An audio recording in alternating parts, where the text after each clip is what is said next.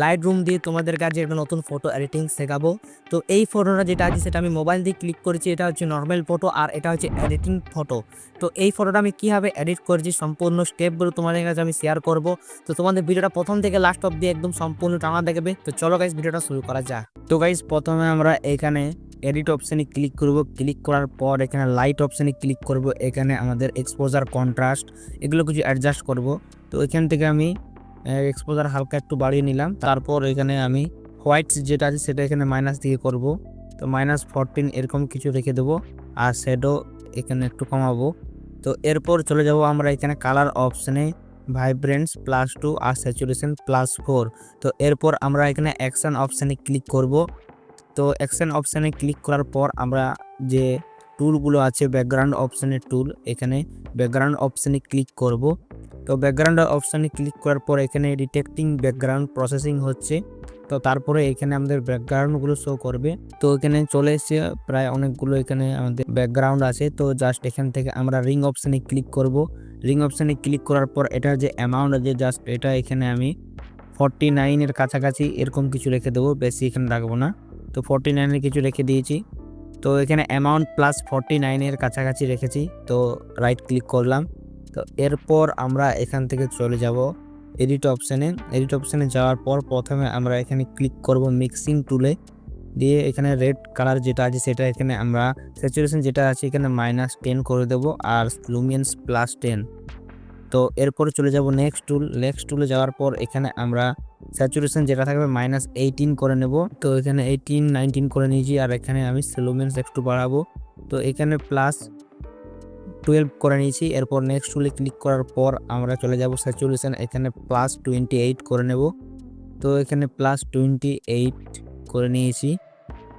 আর এরপর হিউ যেটা আছে সেটা এখানে মাইনাস দিয়ে করব। তো -31 এরকম কিছু করে দেবো। তো এরপর চলে যাব গ্রিন টুলে। গ্রিন টুলে আসার পর এখানে আমরা কিছু অ্যাডজাস্ট করব। তো গ্রিন টুলে এখানে আমরা হিউ যেটা আছে থাকবে সেটা এখানে -14, তো এখানে 13 করে নিয়েছি। তো এরপর স্যাচুরেশন মাইনাস দিয়ে করব। তো স্যাচুরেশন এইখানে -15 করে নিয়েছি। তো এরপর চলে যাব নেক্সট টুল।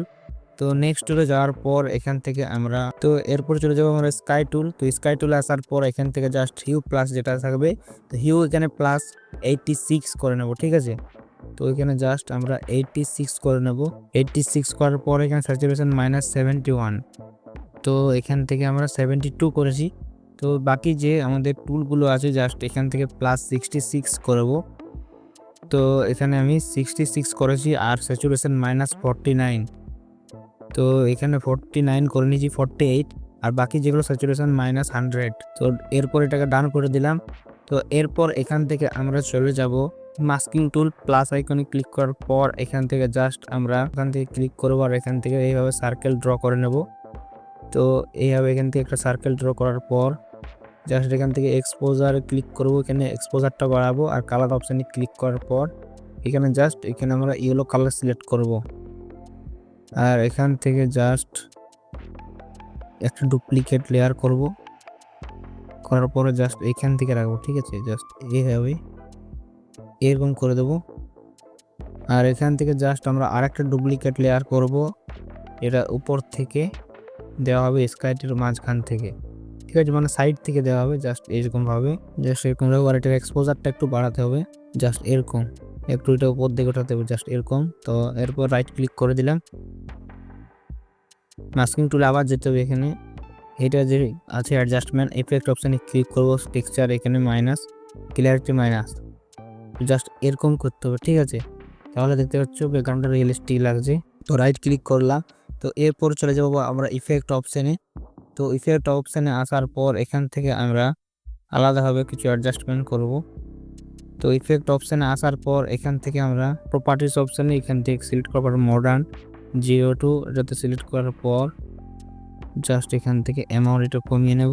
এরপর এখান থেকে আমরা চলে যাব ক্রাব অপশানে, জাস্ট এখান থেকে সিলেক্ট করব ডটগুলো, জাস্ট এখান থেকে এটা কমাবো হালকা করে, ওদিকে বাড়াবো, বিফোর অ্যান্ড আফটার। তো জাস্ট এরপর এখান থেকে এটাকে রাইট ক্লিক করে সেভ করে নেব।